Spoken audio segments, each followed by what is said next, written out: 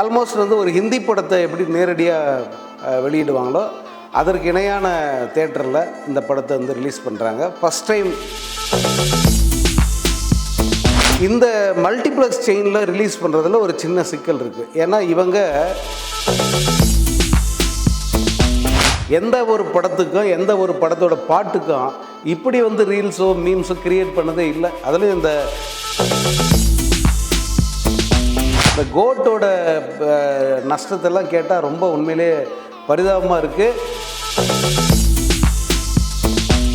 அது கூட வந்து விடாமுயற்சி செய்கிறோம் அப்படின்னு சிலர் சொல்கிறாங்க. எனக்கு தெரிஞ்சு அதுக்கு வாய்ப்பு ரொம்ப ரொம்ப கம்மி.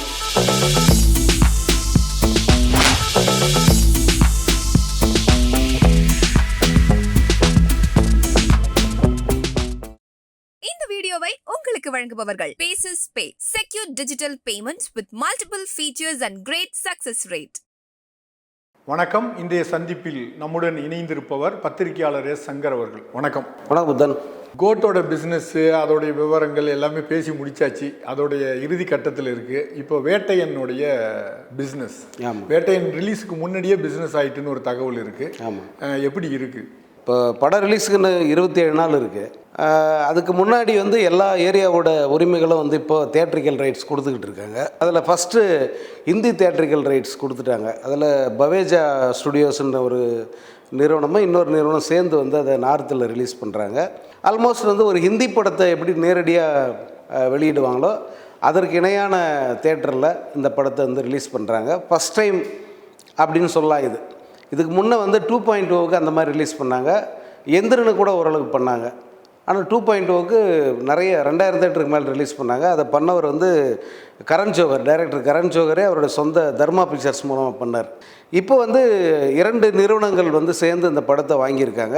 இந்த படத்தையும் வந்து கிட்டத்தட்ட 3000 தேட்டர், அதாவது வட மாநிலங்கள் மட்டும் 3000 அரங்குகளில் இந்த படத்தை ரிலீஸ் பண்ணுறதுக்கான வேலைகள் நடக்குது. அதில் ஒரு சின்ன சிக்கல் ஒன்று இருக்குது. இப்போ என்னென்னா, இவங்களுக்கு வந்து பிவிஆர், அப்புறம் ஐநாக்ஸு, இந்த மால் தியேட்டர், சினிபோலிஸு, அதே போல் மிராஜ், இதுதான் மேஜர் சினி காம்ப்ளெக்ஸஸ், அதாவது சினி செயின்ஸ்ன்னு சொல்லுவோம். இந்த மல்டிப்ளெக்ஸ் செயினில் ரிலீஸ் பண்ணுறதுல ஒரு சின்ன சிக்கல் இருக்குது. ஏன்னா இவங்க அவங்களுடைய நிபந்தனையை மீறி வந்து இந்தியன் படத்தை சீக்கிரமாக நெட்ஃப்ளிக்ஸில் கொண்டு வந்துட்டாங்க. அங்கே 8 வாரத்துக்கு பிறகு தான் ஓடிடிக்கு தரணும் அப்படிங்கிறது கண்டிஷன். இவங்க அதுக்கு முன்னே கொண்டு வந்துட்டாங்க, லைக்கா நிறுவனம். ஏன்னா அவங்க நெருக்கடி எப்படி.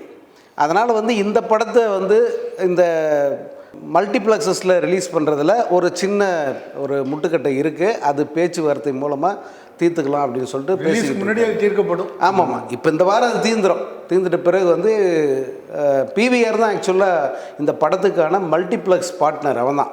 அதனால் சீக்கிரமாக வந்து அதை பேசி முடிச்சிருவாங்க அப்படின்னு நம்மளாம். ஏன்னா இங்கே தமிழ்நாடு மற்றும் தென்னிந்திய பகுதி முழுக்க பிவிஆர் தான் இவங்களோட பார்ட்னர். ஆனால் நார்த்தில் வந்து அதை அங்கே வந்து அந்த கண்டிஷன் வேறு.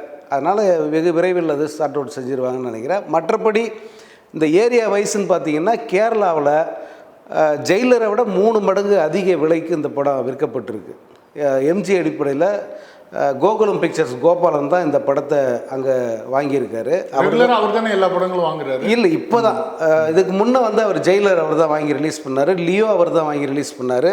இப்போ இந்த படம் கோட்டு கூட அவர் தான் ரிலீஸ் பண்ணார். இப்போது திரும்ப வந்து இதில் திரும்ப ஜாயின் பண்ணியிருக்காரு. இதில் என்னென்னா, அவருக்கு ஜெயிலரில் வந்து பல மடங்கு லாபம். ஜெயிலர் வந்து 6 கோடி ரூபாய்க்கு தான் விற்றாங்க, ரொம்ப குறைவான விலைக்கு தான் அங்கே விற்றாங்க.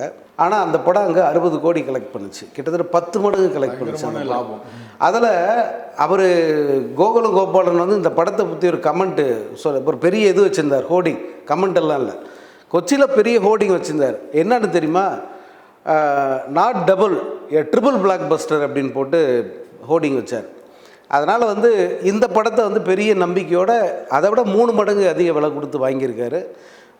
கண்டிப்பாக வந்து அதுக்கான பலன் கிடைக்கும் அப்படின்னு நம்பலாம். அதே போல் தெலுங்கு மற்றும் கன்னடா ஜெயிலரை விட 2 மடங்கு அதிக விலைக்கு வந்து இந்த படம் அங்கெல்லாம் வந்து பேசிக்கிட்டு இருக்காங்க. மற்ற இன்னும் ஓவர்சீஸ் ரைட்ஸ் எல்லாம் இன்னும் அந்த விவரங்கள் வரல. ஓவர்சீஸ் மேக்ஸிமம் லைக்காவே வெளியிடுவதற்கு வாய்ப்பு இருக்குது. லைக்காவும் அவங்களோட பார்ட்னர் ஐங்கரன் அவங்க தான் மேக்ஸிமம் ரிலீஸ் பண்ணுவாங்க. குறிப்பாக இந்த அமெரிக்காவில் வந்து கடந்த முறை சரியான முறையில் ரிலீஸ் பண்ணலன்னு ஒரு குற்றச்சாட்டு. ஜெயிலர் ஏன்னா அந்த அமெரிக்காவில் ரிலீஸ் பண்ண அந்த நிறுவனம் வந்து ஏதோ ஏனோ தானோ அப்படிங்கிற மாதிரி இந்த படத்தை சன்னோட இது இல்லை, அது அவங்களோட இல்லை சன்னது இல்லை, அவங்க வேற ஒரு ஜெயிலரை வந்து இது பண்ணுறவங்க. ஆமாம், ஜெயிலர் சன்னது தான். பட்டு அங்கே ரிலீஸ் பண்ண நிறுவனம் வந்து சரியில்லை அப்படிங்கிற ஒரு குற்றச்சாட்டு வந்து இருக்குது. அதனால் இந்த முறை சரியான ஒரு டிஸ்ட்ரிபியூட்டர் கிட்ட தருவாங்க அப்படின்னு எதிர்பார்க்குறோம். உலகம் முழுக்க வந்து ஐங்கரனும் லைக்காவும் தான் ரிலீஸ் பண்ணுவாங்க அப்படிங்கிறது இப்போதைய நிலை. இன்னும் அந்த அப்டேட்ஸ் எல்லாம் இன்னும் வர ஆரம்பிக்கல. ஒரு வாரம் 10 நாளைக்குள்ளே கம்ப்ளீட்டாக அந்த பிஸ்னஸ் வந்து ஃபைனலைஸ் ஆகிடும். ஏற்கனவே வந்து ஓடிடி ரிலீஸ் அது பேசி விற்றுட்டாங்க. அதே போல் அந்த தொலைக்காட்சிக்கான உரிமையும் வந்து இந்த படம் சேல் ஆகிடுச்சு. எல்லாரும் அந்த சும்மாவே வந்து ஆன் டேபிள் இவ்வளோ ப்ராஃபிட்டு அப்படி தட்டில் அப்படின்லாம் சொல்லுவாங்க. உண்மையில் அது எந்த படத்துக்கு நடக்குதுன்றது தான் முக்கியம். இது அப்படி இல்லை. இது வந்து சாலிடாக வந்து ப்ராஃபிட் வர்ற ஒரு படம். அது இன்னொரு 10 நாள் வந்து எவ்வளோன்னு சொல்லி டோட்டலாக இவ்வளோ வந்திருக்கு அப்படின்னு நம்ம சொல்ல முடியாதுல்ல. இப்போ முடியாது, ஏன்னா இன்னும் சில பகுதிகள் தான் இருக்குது. ஆமாம், அதெல்லாம் முடிஞ்சுதான் நம்ம நிச்சயமாக சொல்லுவோம். வேட்டையினுடைய ப்ரொமோஷன் இதெல்லாம் நம்ம தொடங்க அந்த இது டப்பிங்லாம் கொடுக்கும்போது நம்ம பேசணும், எதுவுமே தொடங்கலையே அப்படின்னு பார்த்தா இப்போ வந்து எங்கள் வேட்டையின் மயம் தான். அந்த மனசில் பாட்டு பண்ணியிருக்கிற மாயாஜாலம் இருக்குது. அது சாதாரணது இல்லை. ரீல்ஸு அந்த ஷார்ட்ஸு இது கிரியேட் பண்ணதில் மில்லியன்ஸு தாண்டி இருக்குது. அது ஒரு புது ரெக்கார்டு. ஆக்சுவலாக எந்த ஒரு படத்துக்கும் எந்த ஒரு படத்தோட பாட்டுக்கும் இப்படி வந்து ரீல்ஸோ மீம்ஸோ கிரியேட் பண்ணதே இல்லை. அதுலேயும் இந்த கேரளா சேட்டன்கள் எல்லாம் பண்ணியிருக்கிறத பார்த்தீங்கன்னா அசந்து போயிடுவீங்க. படத்தில் வர்ற மஞ்சு வாரியரை விட இன்னும் அழகழகான பெண்கள் வந்து ஆடுறாங்க அந்த பாட்டுக்கு. அந்த மனசில் ஆயோங்கிறது. ஆமாம், அது ரீமிக்ஸ் மாதிரி பண்ணி எல்லாரும் பண்ணிகிட்டே இருக்கிறாங்க. ஆமாம் அவங்க இப்போ அந்த பாட்டு ரிலீஸ் ஆகி 10 நிமிஷத்தில் ரீல் வந்துருச்சு. எனக்கு ஆச்சரியமாக வந்து என்னடான்ட்டு பார்த்தா அது அப்படியே வைரலாக பரவுது. இன்னைக்கு வரைக்கும் நம்பர் 1ல் இருக்குது ட்ரெண்டிங்கில். அந்த ஃபர்ஸ்ட் சிங்கிளே பெரிய ஒரு இதை ஓப்பனிங் ஏற்படுத்தியிருக்கு படம். அடுத்த சிங்கிளும் வரும்னு நினைக்கிறேன். அடுத்த சிங்கிள் இன்னும் 2 நாளில் வருது. அது அந்த லிரிக்ஸ் வந்து நீங்கள் கேட்டிங்களான்னு தெரியல. அந்த லிரிக்ஸை நான் உங்களுக்கு காட்டுறேன், கேட்டு பாருங்கள். அது அந்த ஹுக்கும் லிரிக்ஸை விட வேற ஒரு லெவலில் இருக்குது, நல்லா இருக்கு. இப்போ இந்த ஃபஸ்ட்டு சிங்கிள் இதோட பிஸ்னஸ் இதெல்லாம் பார்க்கும்போது வேட்டையன் வந்து ஒரு மிகப்பெரிய ஒரு வசூலை வந்து அடையும் அப்படிங்கிற மாதிரி இருக்குல்ல. நிச்சயமாக. ஏன்னா இந்த ஆண்டில் வெளியான பெரிய படங்கள், எதிர்பார்த்த பெரிய படங்கள் எல்லாம் பெருசாக போகலை. பெரிய பெரிய நஷ்டத்தை உண்டாகிடுச்சு. பெருசாக போகலைன்னா கூட பரவாயில்ல, முதலுக்கு மோசம் வராமல் அல்லது சின்ன நஷ்டத்தோடு போயிருந்தால் பரவாயில்ல. இந்த இந்தியன் 2 வந்து நீங்கள் ஏற்கனவே கேள்விப்பட்டிருப்பீங்க, அது மிகப்பெரிய டிசாஸ்டர். இது இந்த கோட்டோட நஷ்டத்தெல்லாம் கேட்டால் ரொம்ப உண்மையிலே பரிதாபமாக இருக்குது. 1 கோடி 2 கோடி இல்லை, 20 கோடி ரூபாய் நஷ்டம்னா ஒரு டிஸ்ட்ரிபியூட்டர் என்ன பண்ணுவார்? அந்த மாதிரியான ஒரு வேலை தான் இந்த பெரிய படங்கள் மூலம் நடந்திருக்கு. இதிலேருந்து ரெக்கவர் ஆகணும் அப்படின்னு சொன்னால் இந்த படமும் அஜித்தோட விடாமுயற்சியும் அல்லது கங்குபாவை வந்து நம்ம இந்த லிஸ்ட்டில் சேர்க்க வேணாம். ஏன்னா அது வேற.